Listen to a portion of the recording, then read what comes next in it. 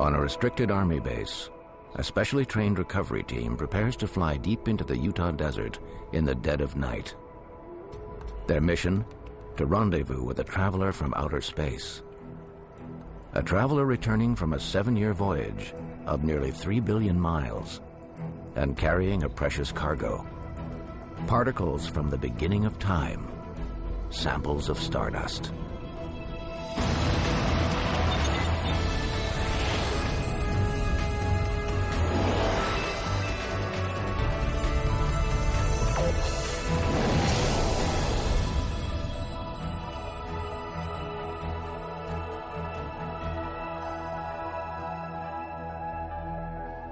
It's the final phase of a 7-year mission, and this is its most critical moment. A small space traveler, no larger than a suitcase, is returning home with a cargo of ancient cosmic treasure. The high-tech capsule of NASA's Stardust mission promises to contain pristine specks of comet dust. Dust that may hold the answer to the beginnings of life. The work of scientists all over the world hangs in the balance. Will Stardust succeed in its mission? Will the capsule survive its fiery re-entry to Earth with its contents intact?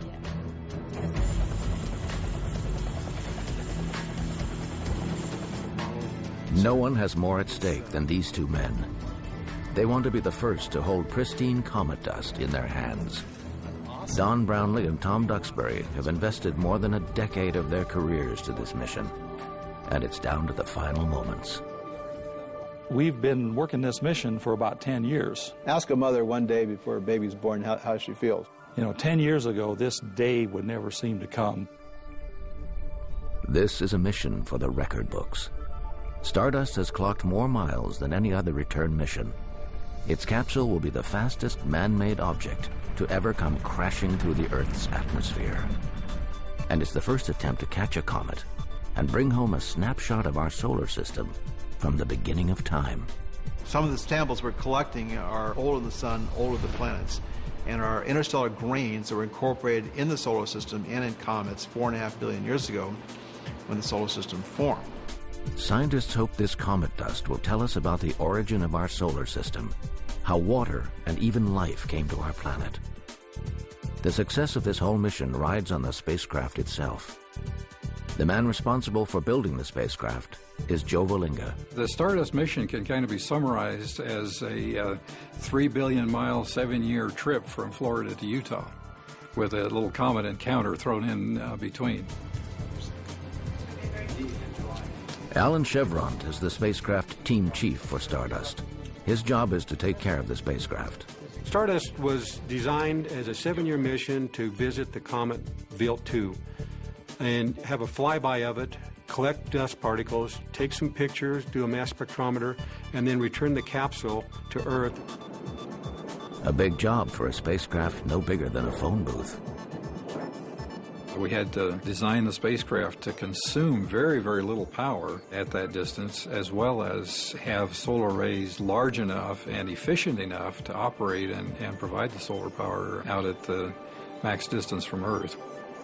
It had to be energy efficient. In terms of power consumption, Stardust takes basically 180 watts. So your hair dryer you use in the morning is almost 5 times the power draw as the entire spacecraft. Small and efficient. But Stardust had to be tough to perform in the treacherous environment of space.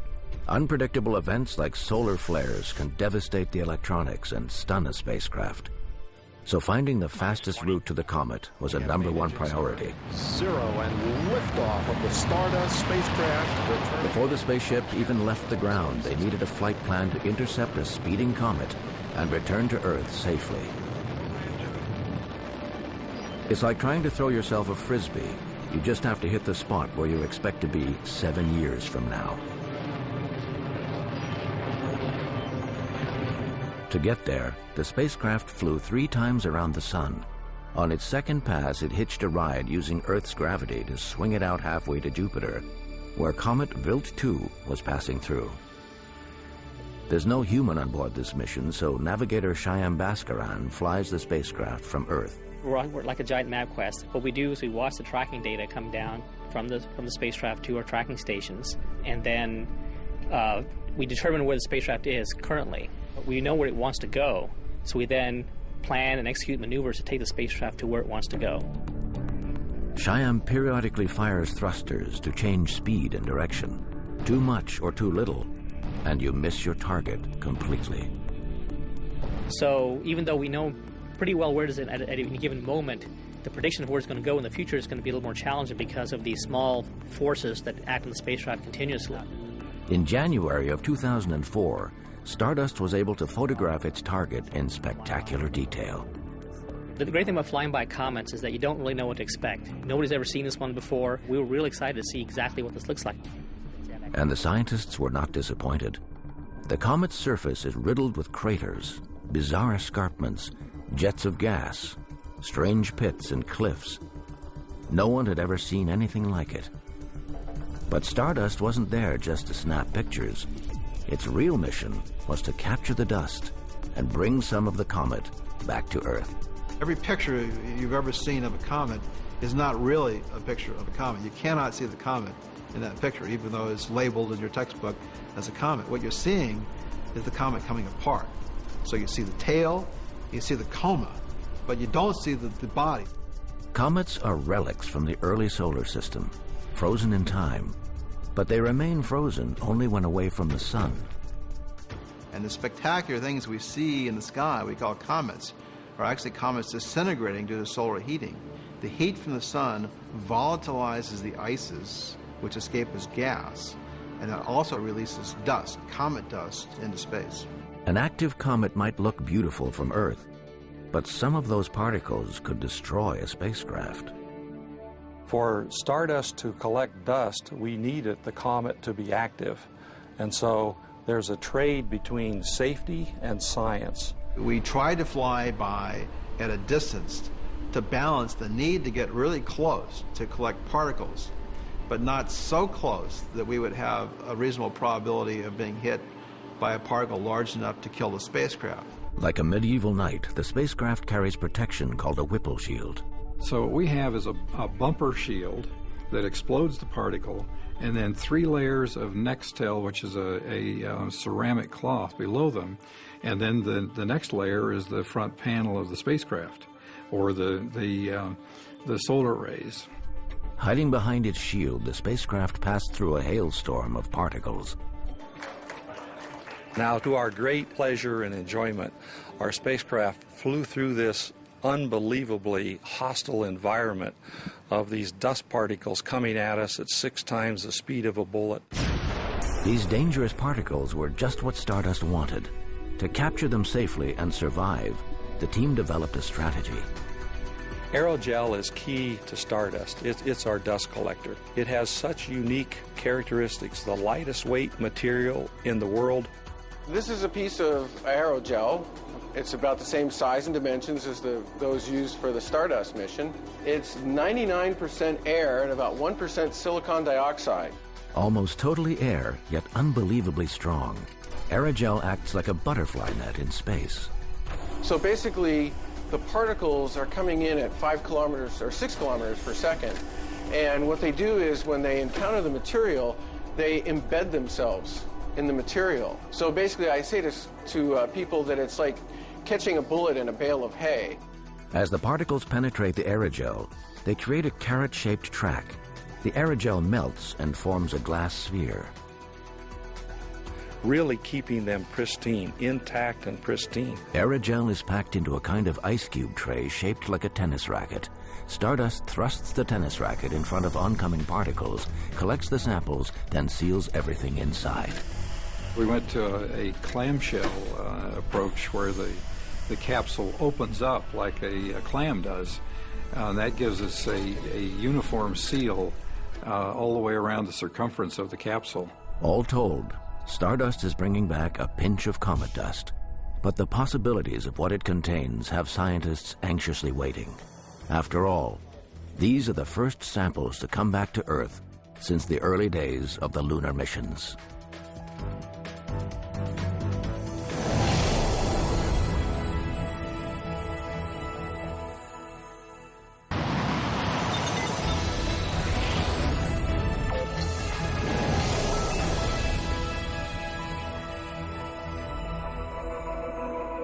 For the first time since the lunar missions of the 1960s and 70s, a space capsule is hurtling back to Earth with solid particles from outer space. The fabulous thing is that theory and imagination aren't so important when you actually have the sample in hand. A really fascinating analogy, I think, is Apollo. At the time of the lunar landings, there were all kinds of theories about the moon's history and geology. Samples of moon rocks helped settle those questions. This time around, it's a 7-year round trip to the comet Wild 2 and a spacecraft flyby to snatch dust samples from the comet. It's a 3 billion mile odyssey called Stardust.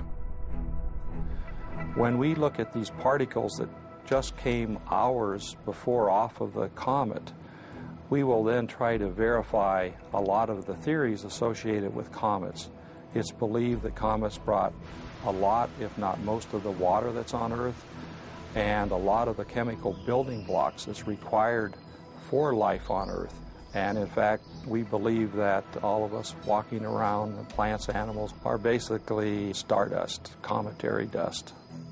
It's a remarkable thing that every atom in the Earth and every atom in our bodies, in the chairs, and we sit on the cars we drive, we're all in stardust, interstellar grains, before the solar system formed. But comet dust is everywhere. We have tons and tons of cometary dust falling to the surface of the Earth daily. Stardust space. So why fly 3 billion miles to get a sample of the stuff? Quality control. One of the problems is we do not know which comets these came from, when they came, and what changes have occurred as these particles have gone through space and through our atmosphere. The scientists want samples hot off the comet. They just left the surface of the comet hours before we captured them. So for our case, it's typical of a scientific experiment.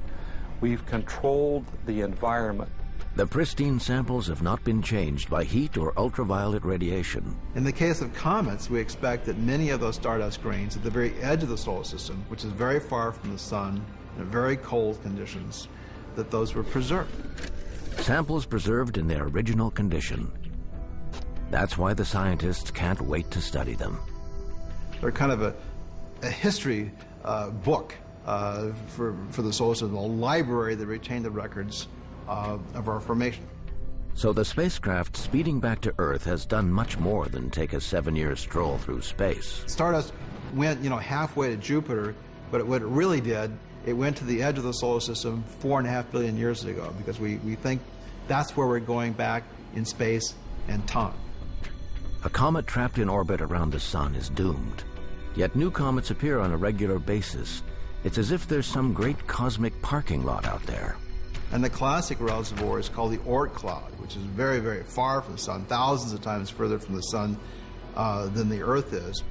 Fortunately for the Stardust team, there's a closer source of comets. There's another reservoir that's been more recently known, and that's called the Kuiper Belt, or Kuiper Belt. And that's a band of material just outside the orbit of Neptune, out around where Pluto is. The Stardust project had a date with what appears to be a Kuiper comet. Now, after putting up with particle attacks and solar flares, it's a matter of surviving the return trip. We sat down as a group and tried to identify everything that could possibly go wrong that would impact us from releasing this capsule. And we came up with over 360 items. One reason things could go wrong is speed. We come back very, very fast. We come back much, much faster than the Apollo missions when they come back from the moon. The spacecraft has to come back to Earth on a very specific day within a few seconds of a specific time. Otherwise, it will never land in the desert of Utah. Once again, navigator Shyam Bhaskaran is in the driver's seat. And so at some point, we have to basically give it the instruction to the spacecraft to do a maneuver to take target to the right spot. There is no margin for error. Make the correction at the right point in space, or send the precious samples off into the galaxy. And that's going to be the biggest challenge returning to Earth, because we have a very narrow corridor to hit to come back to the Utah test range. The Stardust spacecraft has been the workhorse of the mission for 7 years, but it will never return to Earth. Instead, it will release the capsule to complete the mission alone. About 4 hours before the expected impact, the release sequence will begin. We will cut the cables that connect the capsule to the spacecraft, and then we fire the bolts that hold the spacecraft, and there are 3 springs that will push it off, and it follows a cam, and as it's being released, it will impart a spin. Once the re-entry starts, there will be no time for corrections. At that point, our job is effectively done because with the capsule is on a ballistic course, if we cannot make course corrections, we can't even track it. It's basically coming in whether we like it or not. The capsule will enter Earth's atmosphere at 28,000 miles per hour. 10 times faster than a speeding bullet. It's coming in very, very fast, so it will light up the sky. There'll be a big streak from over the coast of Northern California as it streaks across California and then over Nevada into the deserts, over the deserts of Utah. And the heat shield only works if it's pointed in the right direction. The capsule shape becomes unstable when we go subsonic. The drogue chute stabilizes the capsule, keeps it stable until we pop the main chute at about 12,000 feet. It also helps slow the capsule down. With the capsule drifting safely towards Earth, the command center will send the spacecraft one final course correction. It means farewell. The spacecraft then is diverted to a trajectory which will never come back to Earth, so we don't have to worry about it hitting the Earth again in the future. Unless someone comes up with more money and a new mission. In that regard, you can go back to the Pioneer spacecraft. It was launched in the early 70s. Up until a couple of years ago, they were still talking to it. Most likely, the spacecraft will be ejected from the solar system to cruise the galaxy, a kind of interstellar ambassador or starry messenger. There are almost 1.4 million people that signed up on the web and have their names engraved in a little silicon chip on the spacecraft. It's at least intriguing to me to think that when the Earth is gone, and even the sun is no longer the sun we see now, it becomes a white dwarf star, those names and stardust will probably be wandering around the galaxy somewhere. With its ride heading off to the stars, all that remains for the success of the mission is a safe recovery of the capsule. And that's easier said than done, because before the big night, the recovery team must practice over and over, like the cast of a show working toward opening night. Everything has to be done by the numbers. If it's not, they'll shut the mission down. You only have so much time to reach the window for this thing to get in.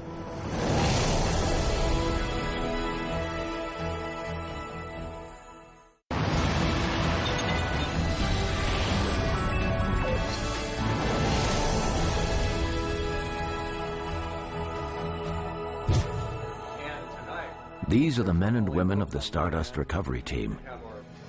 They will be the first to have human contact with the Stardust space capsule in more than 7 years. When it comes streaking through Earth's atmosphere, scientists are hoping it's carrying a precious cargo of comet dust. The final success of this mission will be up to them. This is rigorous training, a result in part from experience gained from Genesis. That capsule came crashing into the Utah desert, carrying a payload of solar atoms. The capsule's parachute failed to deploy. So for Stardust, it's train and retrain.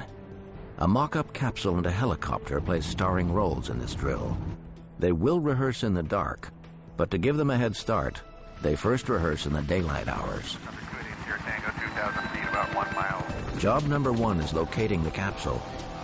A beacon on the replica beams back GPS location coordinates. On this rehearsal run, the team has no trouble securing the target.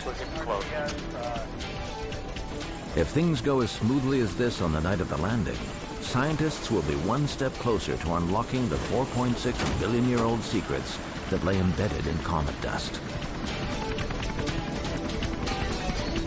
But catching the dust isn't the only way to study comets. And Stardust isn't the first NASA mission to try taking a closer look. Deep Impact was the unprecedented mission designed to smash a probe deliberately into the side of a comet. Okay, that's good. Dr. Peter Schultz was co-investigator for the Deep Impact project. The Deep Impact mission was a cratering experiment.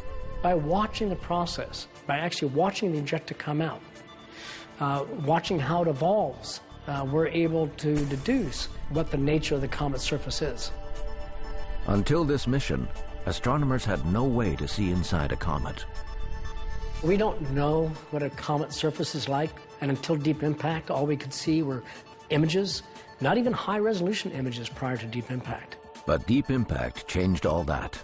Like a space-going geologist, the Deep Impact probe dug beneath the surface of the comet, exposing riches from the beginning of time. We are exposing material from below the surface that has not seen the light of day for 4.5 billion years. It's the stuff that we know we probably don't even see from telescopes.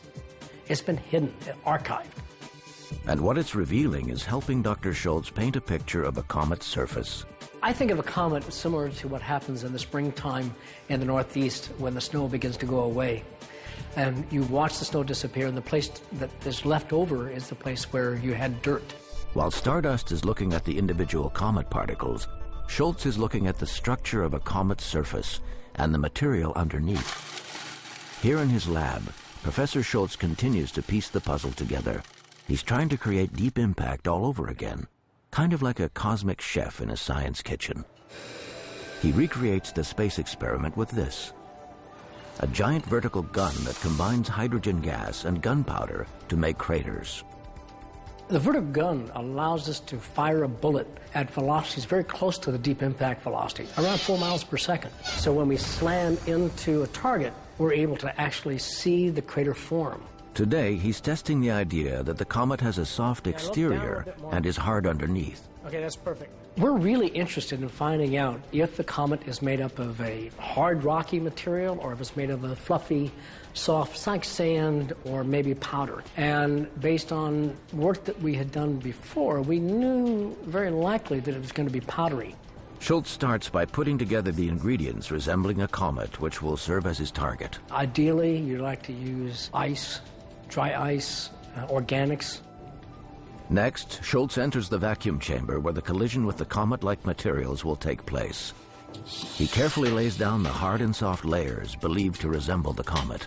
So what we need to do for this shot is to see if we can't put in a layer of highly porous material on top of less porous material and see if we can reproduce what we saw for Deep Impact. The chamber is sealed, the air removed to replicate space where there's no atmosphere to slow scattering debris.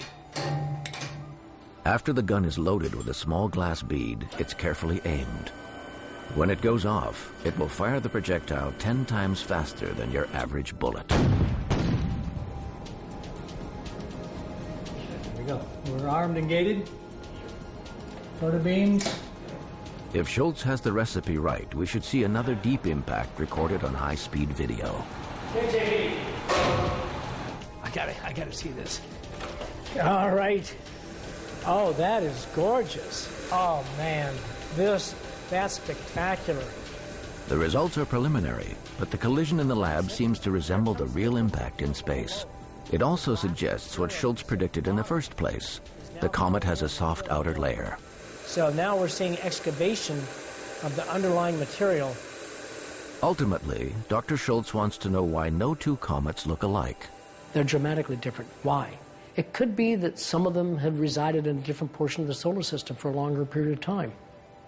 Could be that one was captured by Jupiter and was thrown into the inner solar system, got bashed around, and then went back into a place that was a safer place to hide until once again it came in visiting us in the inner solar system. You may never get to visit a comet, but Peter Schultz plans to go along for the ride. Comets have been fascinating, whether you're a kid or a scientist. I mean, I saw one when I was 12 years old, and I've been hooked ever since. Comets are just beautiful to look. They're mysterious. They are foreboding. They started wars, they've ended wars. But on the other side, comets carry with it the ingredients for life. The ingredients including water, organics. We are comets. We are made up of the stuff that make up comets. While some people who get bitten by the comet bug become scientists, most remain amateur fans. Then there's the select few who make comets a lifelong passion. Head south out of Adelaide, Australia, and point yourself toward the sea. After an hour, you'll find a tiny town with a galactic secret. Driving through Yankalilla takes this long. It's not the kind of place you might expect to find a man like Bill Bradfield. Well, all the ones I discovered bear my name. I'm the sole discoverer, 18 altogether. Bill is a comet hunter. I expect to find another one sometime in the near future. In all, he has found and named 18 comets. More than anyone else on the planet. I guess perhaps I persevered more, or maybe made an effort, in particular, getting up in the morning. His remarkable find spans 3 decades, beginning in 1974. And the secret to Bill's prolific success? Well, he's very nonchalant about his technique. Just a matter of sweeping the sky and changing the elevation by little strips, so you gradually going up. Now, you might think someone this good, by the way, Bill is a retired rocket scientist, might also be using the very cutting edge of technology, trying to squeeze every advantage out. It's been lying around for about 2 years and the mice had chewed at and crapped on it and so on. But anyway. Well, you'd be wrong. Look closely at Bill's telescopes and you'll find a man of simple means. Well, I built this in 1970. I was when I got the bug. This is his first telescope.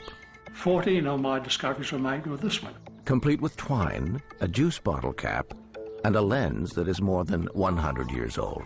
Back in 1970, I paid $60 for it. Second-hand wood and bolts and nuts, yes. He says the secret was in his wooden stand. You can't do an hour's or 2 hours glued at the eyepiece and have a strained neck or whatever. You've got to have comfortable observing, and this gives it to you.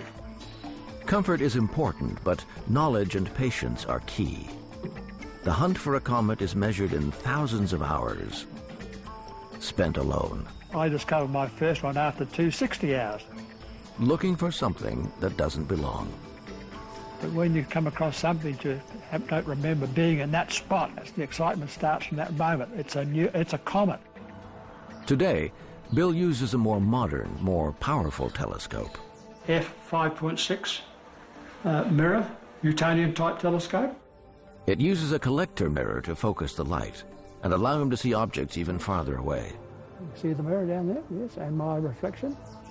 Now, he still built this one himself. The wood came from a scrap pile. The precise collector mirror came from California. It's bulky, awkward, and not particularly beautiful, but it works. 3 discoveries made with that one, including the one last year. On any clear morning or clear night, the best place to find Bill is loading up and getting ready to go hunting.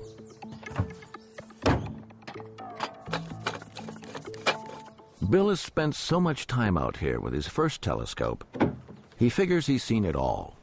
So the new telescope, built a few years ago, is allowing him to see farther and fainter objects. I think the chance of discovering a comet visually, the old way, my way, are getting near zero. I probably might win another one because I'm still able to focus on some part of the southern sky. Okay, ready to go. All I have to do now is take the lid off.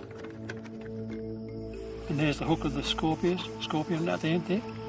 With his weathered star chart, complete with decades of notes, the hunt is on. I do a sweep, which is limited in azimuth.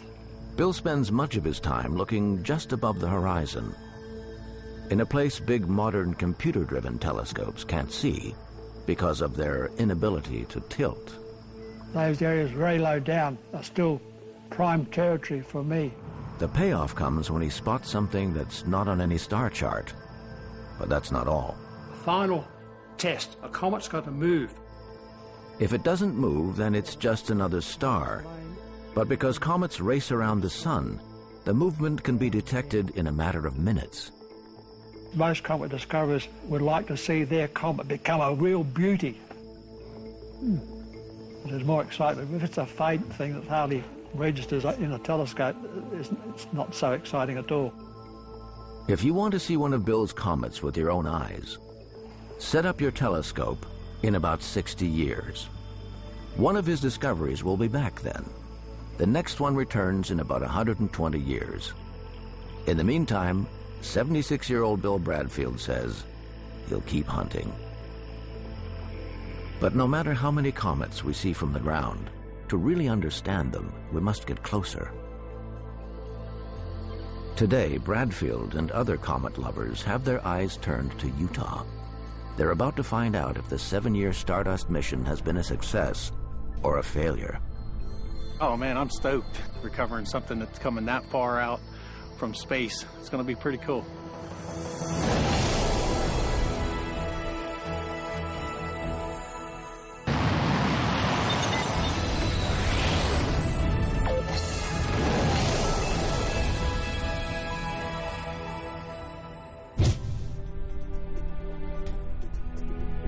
The Stardust capsule will come hurtling back to Earth 10 times faster than a speeding bullet, landing like a fiery ball over the Utah desert, if all goes according to plan.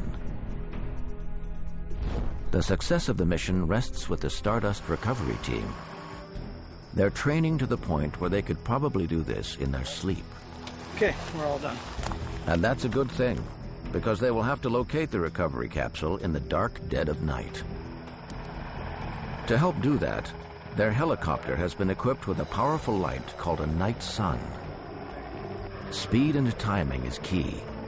Any delay will greatly increase the possibility of contamination. The cone-shaped vessel has logged almost 3 billion miles on its 7-year journey. So the capsule will be stored in 2 hermetically sealed bags to stop potentially noxious gases from escaping, and to keep the Stardust particles free from earthly contaminants.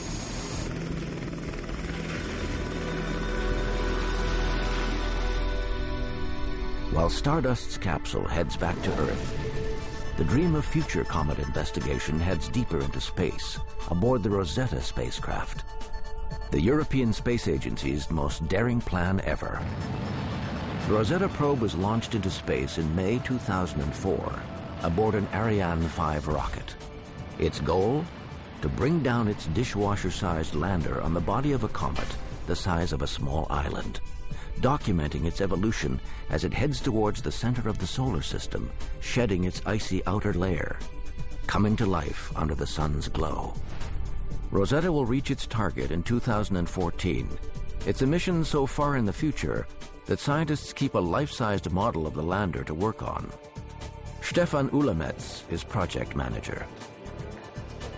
We need to make sure that after 10 years of cruise, people still know how to operate the lander, but also if some problem occurs, how to solve it and what could it be. And in order to have a model here on ground to test commands and also to play a little bit. Scientists and engineers have done everything possible to prepare their small craft, even though they have no idea what the surface of their target comet will be like. Previous missions to comets like Stardust and Deep Impact have raised even more questions and concerns. Oh, of course, it was exciting to see really the cometary surface and to think about how would our target comet look like, and would it be similar, would it look like this? And then, of course, the second thought is, what is this surface like? Is it very soft? Is it hard? Could we handle it with the lander? The Rosetta team built its lander to survive any surface. So it could be an icy, grainy dust world, but it could also have more bizarre ice glacier structures with more snow, more dust. An active comet could be treacherous, shooting out jets of gas and dust as it gets closer to the sun. The craft will orbit the comet for 6 months, analyzing its icy surface, searching for a good place to touch down. One thing is for sure, of course, the gravity is very, very low, making for a very tricky maneuver. If the Rosetta lander comes in too hard, it could bounce back into space and disappear. The solution: 2 harpoons will shoot into the comet's surface, anchoring the lander to the comet. We want to see the stuff itself, we want to grab it, we want to, well, I would say feel it there, you know, and we have instruments which actually can do this. The lander is equipped with 10 such instruments, cameras that act as eyes, a drill that can pierce the comet's surface, analyzers to test gas and particles, even a small oven to heat up samples.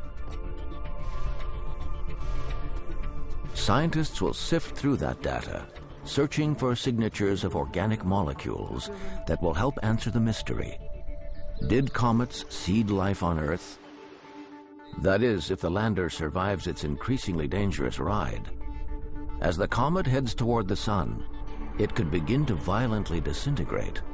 The lander may well be hidden under dust grains or even ejected together with the piece of junk it is sitting on into space. This may happen, but hopefully only after we have all our scientific results we expect to get.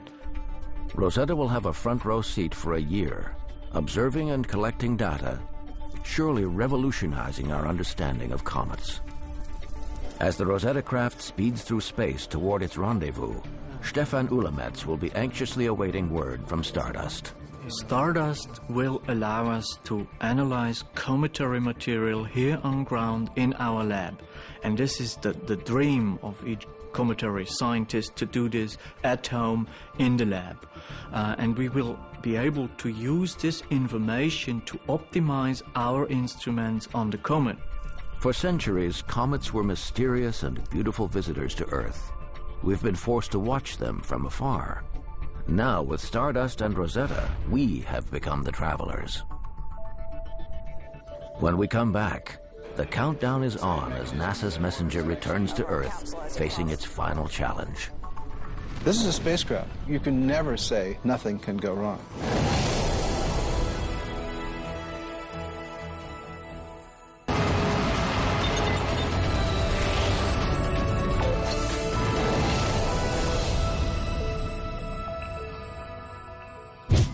It's all come down to these last few tense minutes, the final leg of an unprecedented 3 billion mile, 7-year round trip through the solar system. And there's nothing more these NASA scientists can do but wait. Mission Manager, Spacecraft Team Chief. Yeah, I've just been talking to our engineers here, and that the state that we are in is in fact the correct state. A bit more reassuring. Then, another piece of good news. The capsule has successfully released from the spacecraft. Yeah, at this time we can verify that the cable cut and release global variable has switched to 1.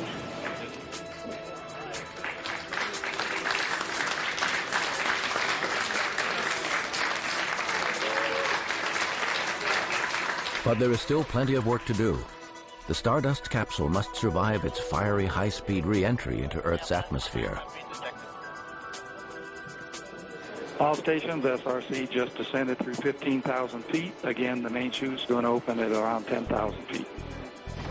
As the capsule entry begins, 3 helicopters equipped with ground-tracking infrared sensors are on their way to a staging area in the Utah desert. All stations, this is Project Manager at UTTR. All 3 helicopters are at Pad 11. Scientists anxiously track the capsule's re-entry. With its sudden drop in speed, it becomes clear that the main parachute has deployed at 10,000 feet. This is the calculated time for the main chute, and we're seeing deceleration.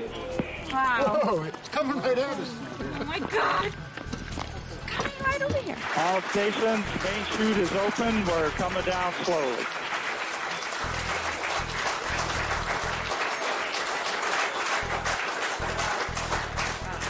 Expected landing in less than 1.5 minutes.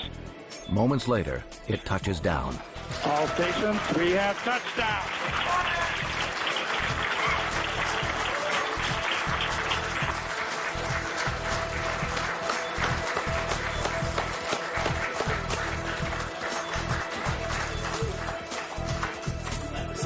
All that training is finally put to the test. Their mission?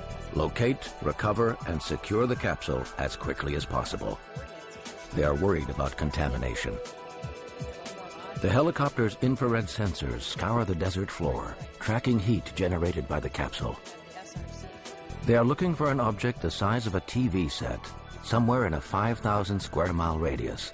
It takes almost an hour of searching, and then... The second helicopter Classic is on the ground and the crew is on the way to the capsule. The moment of truth has arrived. everyone awaits word on the capsule's fate. The capsule apparently bounced 3 times before coming to rest and is resting on its side, and they are proceeding to take pictures, and they'll get to the part of the procedure where they load it up and bring it back.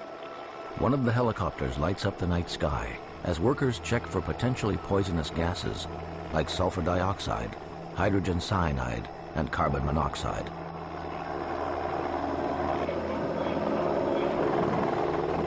Back in the control room, they are eagerly anticipating the next phase of the operation.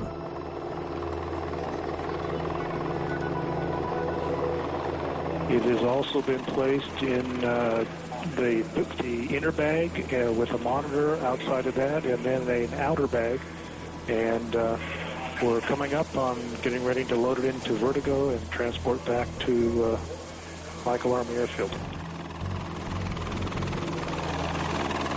One step closer to revealing its contents, the recovered capsule is transported to the clean room. There, the 100-pound capsule is decontaminated after its re-entry into Earth's atmosphere. Well, it was just a tremendous thrill to have this mission finally completed, successfully completed after almost 3 billion miles of travel in space, and bringing our precious cargo back. I mean, you can see in the background the capsule is in excellent shape. It looks a little charred on the outside, but it is actually designed to chart. That's one of the ways it protects the inside. You know, there are all kinds of worries about mud and water leaking inside, even the capsule breaching, breaking open and the samples going out on the desert. None of that happened. A cursory examination. Then the Stardust capsule makes one last trip to the Johnson Space Center in Houston, Texas. With breathless anticipation, scientists gingerly open the canister. Then all is revealed. A treasure trove of comet and interstellar dust particles. Some scientific results will come out almost immediately. And the first time you look at something in a microscope, you can see details that you didn't know about before. Other things will obviously take years. For project manager Tom Duxbury, it's time to breathe a sigh of relief. We don't know how close we came to failure. We might have been right up against it. We don't know. But we were fortunate. We have a capsule intact. The science team's got decades of work in front of it. Tom's been steering this project since day one, and now reality sets in. When I'm at JPL and I'm not worrying about the spacecraft, I'm not worrying about the capsule coming back in, and we have the science team at JSC starting their work, it'll sink in. I mean, what I'll start doing is doing my Mars science again. It'll be different. So there's a part of my life that's gone. While the Stardust mission has come to an end, a new journey of exploration is just beginning. Each and every one of these tiny particles of comet dust, brought back from the edge of our solar system, is a world unto itself, a veritable time capsule. Scientists will pore over these particles, searching for clues that could provide answers to some of the most profound questions about the origins of life on Earth.